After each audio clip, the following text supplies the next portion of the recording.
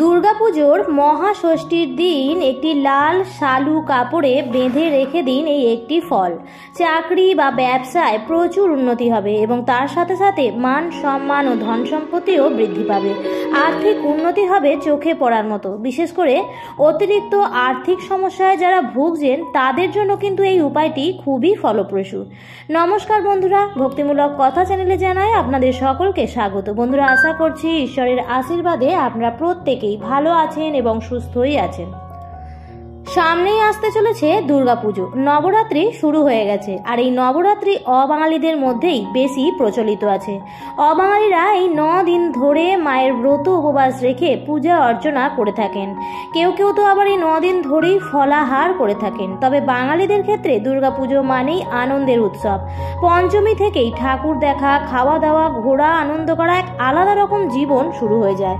তার সাথে সাথেই পুষ্পাঞ্জলি দেওয়া, মায়ের পুজোর কাজে সাহায্য করা, এই সব নিয়ে একঘেয়েমি জীবন ছেড়ে এই 4টে দিন মানুষ আনন্দে মেতে ওঠেন। সারা বছর মানুষজন এই কটা দিনের জন্য অপেক্ষা করে থাকেন। মায়ের কাছে চাওয়া পাওয়ার কোনো শেষ নেই। মায়ের কাছে আমরা প্রত্যেকেই নিজের মনের দুঃখ কষ্টের কথা জানিয়ে থাকি, আর মায়ের কাছে আশীর্বাদ প্রার্থনা করি। আর মাও তার ভক্তদের কখনো খালি হাতে ফেরান না। তাই মহাষষ্ঠী থেকে দশমী এই কটা দিন মায়ের বিশেষভাবে পূজা অর্চনা করুন, যাতে মায়ের কৃপায় ও মায়ের আশীর্বাদে আপনি এবং আপনার পরিবার সারা বছর সুখ শান্তি সমৃদ্ধিতে ভরে থাকবে।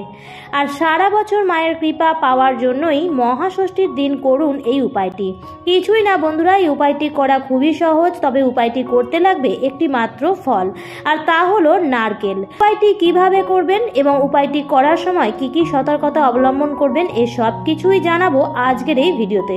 তাই বন্ধুরা, ভিডিওটি স্কিপ না করে সম্পূর্ণ শেষ পর্যন্ত দেখুন এবং দেখার পর যদি ভালো লাগে তাহলে অবশ্যই ভিডিওটিতে একটি লাইক করবেন এবং কমেন্টসে লিখবেন জয় মা দুর্গার জয়। এবং বন্ধুরা, ভিডিওটি শেয়ার করে দেবেন আপনাদের নিকট আত্মীয় স্বজন এবং বন্ধু বান্ধবদের সাথে, যাতে প্রত্যেকেই এই ভিডিওটি পেয়ে উপকৃত হতে পারে। চলুন বন্ধুরা, আসা যাক মূল পর্বে। বন্ধুরা, উপায়টি করতে হবে মহাষষ্ঠীর দিন। মহাষষ্ঠীর দিন দেবী দুর্গার বোধনের দিন। প্রচলিত ধারণা অনুযায়ী এই দিনই স্বর্গ থেকে মর্তে পদার্পণ করেন দেবী দুর্গা। সঙ্গে থাকেন তার 4 সন্তান লক্ষ্মী, গণেশ, কার্তিক ও সরস্বতী। এই দিন দুর্গার মুখের আবরণ উন্মোচিত করা হয়। মনে করা হয় বোধনের পর প্রতিমার মধ্যে প্রাণ প্রতিষ্ঠিত করা হয়। বোধন এই শব্দটির অর্থ হলো জাগ্রত করা। মর্তে দুর্গার আবাহনের জন্য বোধনের রীতি প্রচলিত রয়েছে। এই দিন কল্পারম্ভ দিয়ে শুরু হয় দুর্গার বোধন।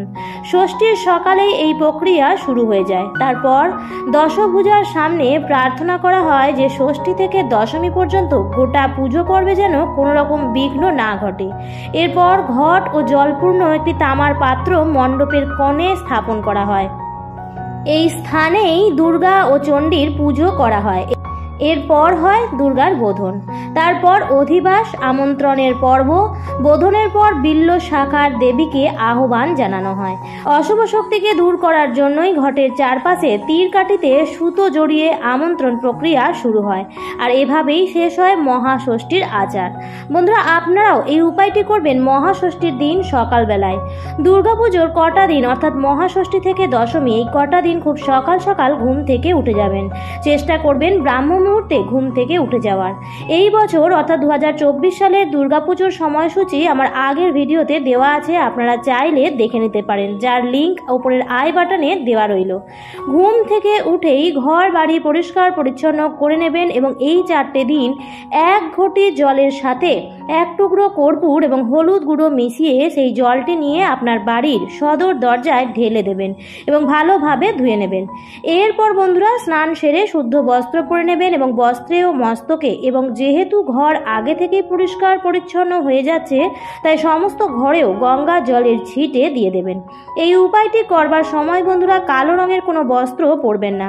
লাল অথবা হলুদ অথবা গোলাপি রঙের কাপড় পরার চেষ্টা করবেন।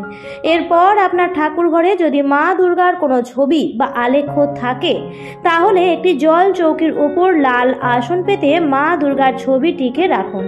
মা দুর্গাকে এই দিন ভালোভাবে ভালোভাবে ফুল মালা দিয়ে পুজো করে নেবেন। এবার যে উপায়টি করবেন তার জন্য যে সামগ্রীগুলি লাগবে তা হলো একটি লাল রঙের নতুন শালু কাপড়, আর লাগবে একটি নারকেল, অখণ্ড আতপ চাল, সাদা তিল, সিদ্ধি এবং যে কোনো একটি হলুদ ফুল। বন্ধুরা, চাল, তিল এবং সিদ্ধি খুবই অল্প পরিমাণে লাগবে। এবার নারকেলটির উপর ঠাকুরের গোলা সিঁদুরের থান থেকে সিঁদুর নিয়ে স্বস্তিক চিহ্ন এঁকে নেবেন। এরপর লাল কাপড়টির ওপর নারকেল সহ সমস্ত সামগ্রীগুলি রেখে ভালোভাবে পূজা অর্চনা করে নেবেন। পূজা হয়ে যাওয়ার পর সেই শালুটির ওপর থাকা সমস্ত সামগ্রী একসঙ্গে নিয়ে ভালোভাবে বেঁধে নেবেন, আর তারপর এই শালু কাপড়টি বাড়ির ঠাকুরের স্থানেই রেখে দেবেন ষষ্ঠী থেকে দশমীর দিন পর্যন্ত। এবং এই উপাচারটি করার সময় আপনাদের যে মনস্কামনা আছে সেটি অবশ্যই মায়ের কাছে জানাবেন এবং মায়ের কাছে প্রার্থনা করবেন সেই কাজটি বা সেই ইচ্ছাটি যেন আপনার পূর্ণ হয়ে যায়। এরপর এইভাবে এই জিনিসটি রাখতে দেবেন দশমীর দিন পর্যন্ত।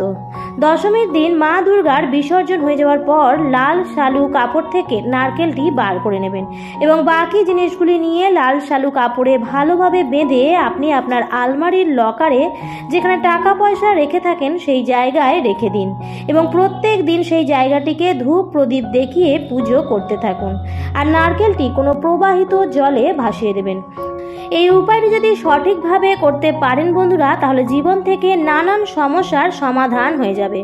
আর্থিক উন্নতি হতে যেমন শুরু করবে, তার সাথে সাথে মান সম্মান প্রতিপত্তিও বৃদ্ধি পাবে। বন্ধুরা, এই মহাষষ্ঠীর দিন আপনারা আরেকটি উপায়ও করতে পারেন। আপনাদের বাড়ির যদি বাস্তু দোষ থাকে তাহলে অবশ্যই এই উপায়টি করবেন। বাড়িতে যদি বাস্তু দোষ থাকে তাহলে কিন্তু সেই পরিবারের ব্যক্তিদের কোনো উন্নতি হয় না। সবার প্রথম ঘরের বাস্তু দোষ দূর করা অত্যন্তই জরুরি, তা না হলে কোনো রকম টোটকা বা উপায় কাজ করে না। তাই বন্ধুরা, মহাষষ্ঠীর দিন সন্ধেবেলায় এই উপায়টি অবশ্যই করুন। আর তা হলো মা দুর্গার ছবির সামনে একটি পাত্রের মধ্যে কিছুটা কর্পূর এবং 5টি লবঙ্গ রেখে দিন এবং ষষ্ঠীর দিনই সন্ধ্যাবেলায় যখন আপনারা নিত্য সন্ধ্যা দিতে যাবেন তখন সবার প্রথমেই ধূপ ধুনো দেখিয়ে মায়ের পুজো আরতি করে নেবেন এবং তারপর সেই কর্পূর ও লবঙ্গ একসঙ্গে জ্বালিয়ে মায়ের আরতি করবেন এবং আরতি করার সময় একটি মন্ত্র অবশ্যই পাঠ করতে হবে, আর সেই মন্ত্রটি হলো ওম হ্রিং দুর্গায় নমঃ। ওম হ্রিং দুর্গায় নমঃ। আপনারা মাকে আরতি করার সময় এই মন্ত্রটি অবশ্যই জপ করবেন। এই উপায়টি করলে বাড়ির বাস্তু দোষ যদি থাকে তাহলে তার থেকে খুব সহজেই মুক্তি পাওয়া যায় এবং অতিরিক্ত আর্থিক কষ্টে যারা ভুগতে থাকছেন তাদের জন্য কিন্তু এই উপায়টি খুবই ফলপ্রসূ। বন্ধুরা, মহাষষ্ঠীর দিন এই দুটি উপায় একসঙ্গে করে দেখুন, আপনারা খুবই ভালো ফল পাবেন। মা দুর্গার আশীর্বাদে আপনাদের বাড়ির বাস্তু দোষ যেমন দূর হবে, তার সাথে সাথে আপনার পরিবারের সদস্যদের আর্থিক দিক দিয়েও উন্নতি হবে চোখে পড়ার মতন। বন্ধুরা, যারা ব্যবসার সঙ্গে যুক্ত আছেন তারা এই দিন একটি ছোট কলা গাছ কিনে আনতে পারেন এবং আপনার বাড়ির ছাদের টবে সেই গাছটিকে স্থাপন করুন এবং কলা গাছটির গোড়ার দিকে একটি হলুদ শালু কাপড় মুড়ে তার উপর একটি হলুদ সুতো দিয়ে বেঁধে দিন এবং সেই দিন থেকেই অর্থাৎ ষষ্ঠীর দিন থেকে শুরু করে প্রত্যেক দিনই সেই কলা গাছের গোড়ায় জল দিন এবং ধূপ প্রদীপ জেলে পুজো করুন। ব্যবসায় যাদের অনেক দিন ধরে মন্দা চলছে, ব্যবসায় যারা উন্নতি করতে পারছেন না, তারা কিন্তু এই উপায়টি করে খুব সহজেই উন্নতি করতে পারবেন। আমার আজকের পর্বটি এই পর্যন্তই। ভিডিওটি দেখে যদি ভালো লাগে তাহলে অবশ্যই লাইক কমেন্ট শেয়ার করবেন বন্ধুরা। আর যদি আজকের ভিডিওটা আপনি প্রথম দেখে থাকেন তাহলে এই চ্যানেলটিকে সাবস্ক্রাইব করে আমার সাথে থাকবেন। দেখা হবে পরবর্তী নতুন ভিডিওতে। ভালো থাকবেন, সুস্থ থাকবেন। ধন্যবাদ।